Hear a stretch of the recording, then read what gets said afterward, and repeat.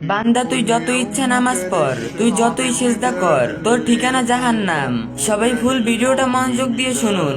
আল্লাহর এক বান্দা, অনেক অনেক কাল আগের কথা, এক নির্জন প্রান্তে একটি ছোট ঘরে থাকতেন এক সাধারণ বান্দা। তার নাম কেউ জানতো না। সমাজে তিনি ছিলেন অতি সাধারণ, কিন্তু আল্লাহর কাছে তিনি ছিলেন অসাধারণ। দিন রাত তার একমাত্র কাজ ছিল আল্লাহর ইবাদত, বিশেষ করে নামাজ। ফরজ নামাজের পাশাপাশি তিনি অসংখ্য নফল নামাজ পড়তেন। রাতের অন্ধকারে যখন সবাই ঘুমিয়ে পড়তো, তখন তিনি উঠে তাহাজ্জুদ পড়তেন। সকালে ফজরের পর থেকে দুপুর বিকাল সন্ধ্যা প্রতিটি ওয়াক্তে নামাজের পর তিনি বসে থাকতেন আল্লাহর সামনে। একদিন গভীর রাতে চারদিক নিস্তব্ধ, শুধু বাতাসের ফিসফিসানি। বান্দা তখন সেজদায়, কপাল মাটিতে, হাত দুটো ছড়িয়ে, পা দুটো সোজা, তার সমস্ত সত্তা আল্লাহর দিকে নিবেদিত। হঠাৎ আল্লাহ তাআলা তাকে সরাসরি ডেকে বললেন, বান্দা। বান্দা চমকে উঠলেন না, বরং তার হৃদয় আনন্দে ভরে উঠল। তিনি ভাবলেন, আমার রব আমাকে ডাকছেন, কি সৌভাগ্য।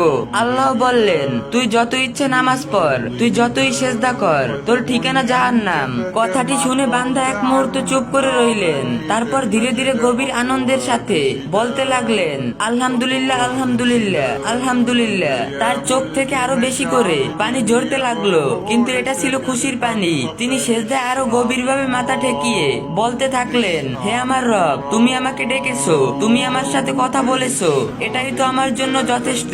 জাহান্নামে যেতে হবে তো যাব, কিন্তু তোমার এই ডাক, তোমার এই কথা, এটাই তো আমার বুকে চিরকাল থাকবে।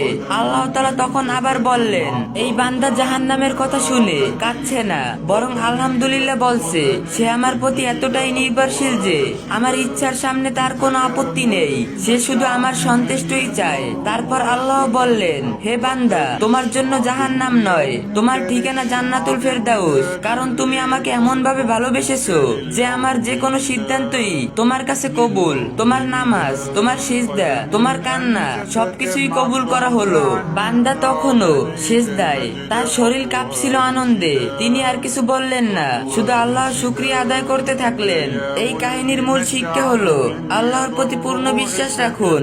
নামাজ ও সিজদা শুধু শারীরিক কাজ নয়, এটা হৃদয়ের। যে বান্দা আল্লাহকে এতটা ভালোবাসে, সে জাহান্নামের কথা শুনেও আলহামদুলিল্লাহ বলে। আল্লাহ তাকে কখনো অপমানিত করেন না, বরং তার ভালোবাসা দেখে আল্লাহ নিজেই খুশি হন। আমরা যেন এই বান্দার মতো নামাজ পড়ি, শুধু রিয়া বা অভ্যাসের জন্য নয়, বরং আল্লাহর সন্তুষ্টির জন্য। সেজদায় গিয়ে যেন আমরাও বলতে পারি, ইয়া আল্লাহ, তুমি যা চাও তাই আমার জন্য ভালো। আল্লাহ আমাদের সবাইকে এমন ইখলাস দান করুন, আমিন। ভিডিওটা শেয়ার করে অন্যদেরকেও জানার সুযোগ করে দিবেন।